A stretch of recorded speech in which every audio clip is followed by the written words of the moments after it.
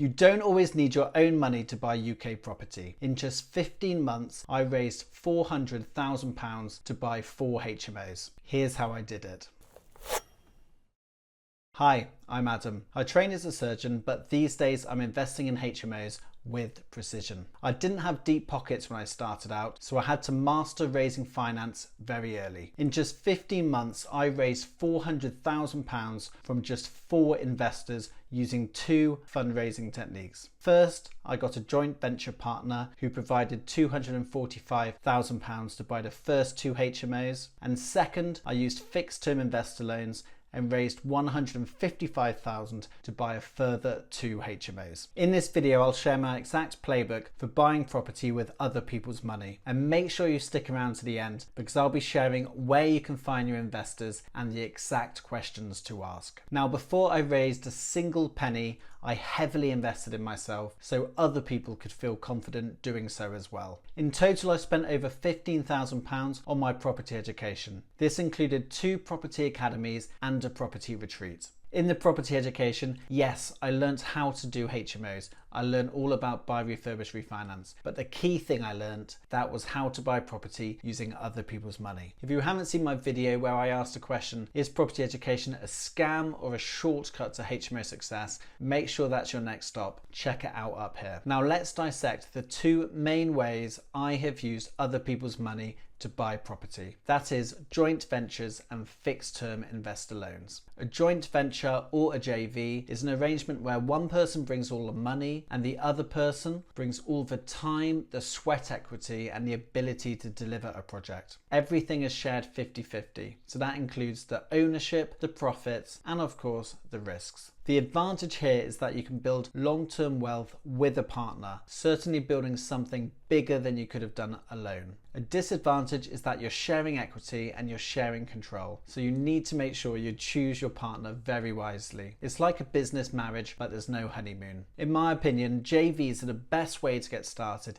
if you don't have much money. This was my situation. Basically, someone puts in all the money, you put in all the time and sweat equity. You don't have to pay the investor back because you're sharing the profits. Whereas a fixed term investor loan is where an individual or a business lends you or your business a fixed amount of money at a fixed interest rate over a fixed period of time, typically 12 months. It's relatively simple and straightforward to understand. The advantage, well, you maintain 100% of the equity and 100% control over the project. But the disadvantage, you need to have a way to pay the investors back. So make sure you've got a clear exit strategy. Remember to always use a solicitor drawn up loan agreement and make sure that your investor knows exactly how they'll be paid back and when. Okay, so how did I secure my joint venture partner? Well, after my property education, I went around telling everyone what I was doing. Specifically, I went to an old university friend who's an entrepreneur in his own right, and I basically said to him, I'd like to do a joint venture. I'm prepared to put in all the legwork and the sweat equity, but I need someone to put in the bulk of the capital. And I was amazed when very quickly he replied, let's do this. So we set up a limited company with one clear goal,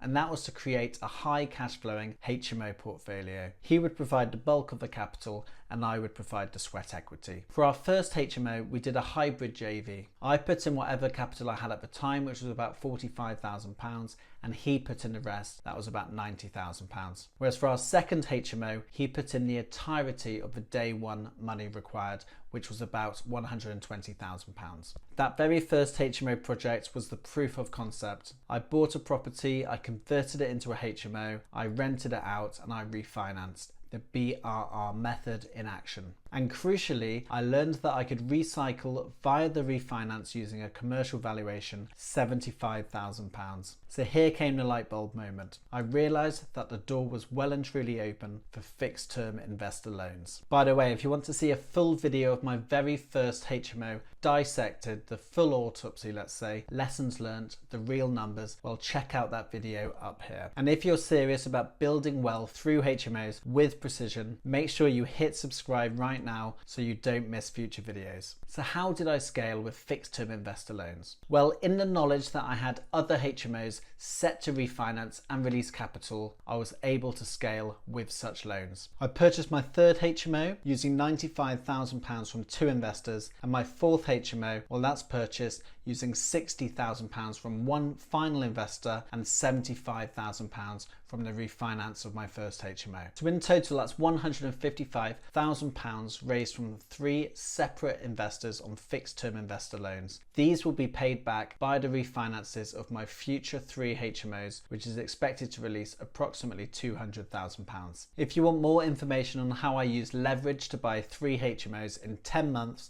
check out this video. So how did I find those investors open to fixed term investor loans? Well, I'm pretty sure it's not what you expect. To do this, I tapped into the network of my joint venture partner. My JV partner has a circle of high earning friends. That really changed everything. My JV partner brought in 2 of the 3 investors, in fact. Both of these were old friends and dentists he'd met at medical school. As for the 3rd investor, that one came from me. I was at a Christmas party with an old friend, also a friend from medical school. We were discussing my business over pigs and blankets, and I managed to secure his investment. And it certainly gets easier over time. So friends of friends have now heard about what we're doing, and we've actually got a short queue of investors ready to invest because they fear of missing out as well. By the way, if you want to see how much it really costs to set up and run a HMO, check out my video up there, but fair warning, make sure you get yourself a stiff drink beforehand. Now, before you jump into bed with an investor, make sure you do some robust fact finding. You're looking for a win-win,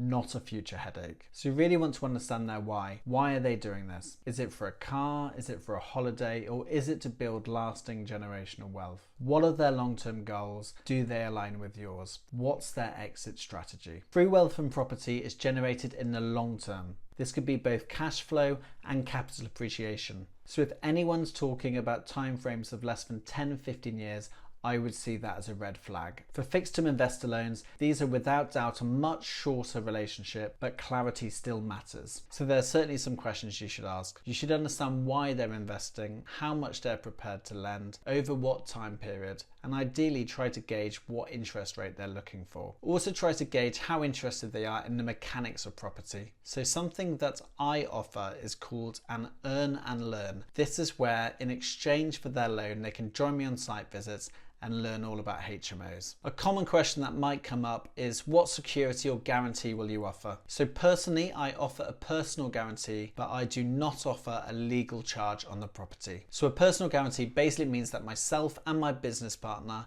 are personally responsible for paying back the loan, whatever happens to the property in question. A charge on a property is basically a legal mechanism by which, if the property was ever sold, the lender or investor would get their money back first before anyone else. The reason I don't offer my investors a charge is because the first charge on my projects is usually held by my bridging lender. But in my experience, this has not proved an issue at all. They're very happy with a personal guarantee. So how do you build trust with your investors? Well, always remember, people invest in people. They don't invest in spreadsheets or investor decks. Specifically, people invest in people they know, like, and trust. Most investors do not invest after a single conversation. Typically, it takes at least 7 touch points over a long period of time. So don't start conversations with, how much can you lend? Instead, start casual conversations at the pub, at the football, over dinner, building up that relationship. So really take the time to understand their particular situation,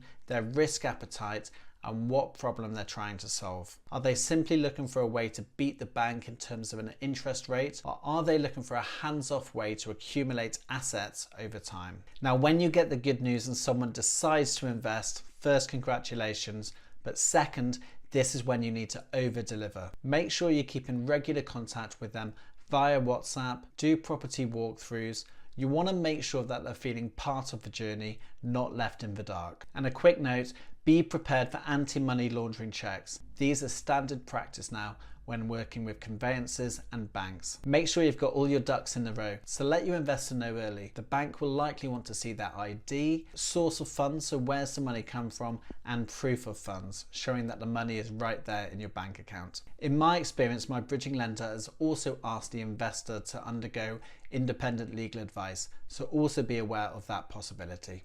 Okay, so a common question I get is, should you raise finance for family and friends, or should you look further afield? Let's get into that now. For sure, undoubtedly both options work.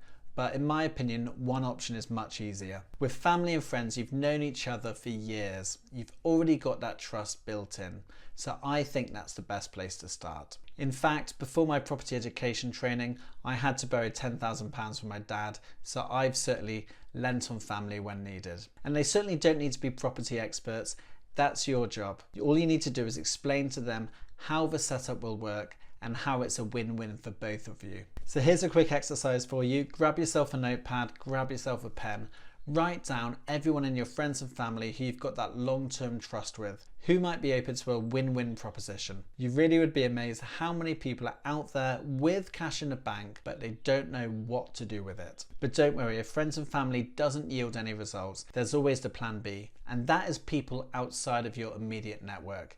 Let's look at that now. So where are the best places to find these people? Well, first and foremost, social media. Start documenting your journey even before it's begun. Explain what you're doing. They will then be able to follow you over time, and that will build that trust and credibility. The first time you speak to them, they will already feel like they've known you, and that will really fast track the process. And second, networking. By this, I don't mean local property networking events, because at these meetings you'll often find there's many people there who are looking to raise finance themselves. What I would recommend is go to your local business networking meetings. Here there will be less competition from a property perspective, and you might well find people with cash in the bank that they want to put to work. But a piece of due diligence here: if you're doing a fixed term investor loan with someone who you really don't know that well, you need to protect yourself. So in your loan agreement, make sure you put in an activation clause. Let me explain what that is now. An activation clause essentially covers you if the person changes their mind or pulls out last minute. It will cover you for lost costs such as professional fees. How this might work is that when you agree to do a loan together, they basically pay a £5,000 deposit. This is a sign of their commitment, and this is non-refundable if they back out. Of course, if they do proceed, all they do is 1 to 2 weeks before you complete the purchase is they top up the amount they've agreed to loan you. Okay, let's now go through my 6 top tips for raising private finance. Number 1, you need to change your mindset. The key thing to remember is they're not doing you a favor and you're not begging. Instead, you're offering them a bespoke solution and you're being of service to them. Tip number 2, tell everyone what you're doing, and I mean everyone. The more people who know what you're doing, the more likely you're going to find an investor. And make sure you document it wherever you feel comfortable. I would highly recommend, if you can, documenting your journey on Instagram, on Facebook, and LinkedIn. That will give you the best chance for success. Tip number 3, as I've already said, start with your inner circle. Start with friends and family who you already have that trust built in with. Do you know anyone with money sitting idle in their bank account or their business bank account? So tip 4 now, make sure you surround yourself with like-minded, ambitious people. You really are the average of your 5 closest peers. For me, joining 2 property education academies really plugs me into a network of like-minded people. Certainly, being surrounded by people who are raising finance normalizes the whole process. So tip number 5, prepare an investor deck. Some investors like the detail, so prepare a simple PowerPoint presentation. I went to fiverr.com for mine, and it cost me about 20 quid. Basically, in your presentation, you want to cover who you are, what your business does, and what you're offering your investors. What would their return be, and what would you get as part of this win-win setup? Tip number 6, you must persevere. Not everyone's going to say yes. So I have a close friend from medical school who told me that he has over £100,000 in his business account doing nothing basically. I asked him, I explained what I was doing with property, using other people's money, win-win setups. He was too concerned that there might be a property market crash. I explained all the risk mitigation strategies, such as using bridging loans, getting a pre-valuation and getting the same valuer to do the post-end valuation, but he still wasn't interested. But that's completely fine. Everyone has their own risk appetite. We still hang out, we still play poker, and I still beat him at snooker. Another question I get is, can you do this whilst working full-time? The answer is 100% yes. In fact, having a full-time professional job is a big advantage. So one of the concerns someone might have if they were lending you money as an investment would be that you're actually using that money to live off. If you've already got your day job and a busy professional career, what that demonstrates is you've already got your own cost of living covered. The money they'll lend you will truly be going towards your property investing. Now, if you're in a high paying job and you already have cash in the bank, remember, HMOs are capital intensive and eventually your money will run out. If you really want to scale fast, the best way to do that is by using the skill of using other people's money. By the way, if you're a busy professional looking to invest in HMOs alongside a demanding career, make sure you check out my guide in the description below. This is the ultimate guide for busy professionals looking to get started in HMOs. Here's the key formula: being educated in property, communicating clearly, and building trust. So if this video has helped you in any way, make sure you hit like and you hit subscribe, because in my next video, we're going back to basics. It's called HMO Investing Made Easy. We'll be talking about licensing. We'll be talking about planning. So make sure you stay sharp and invest with precision.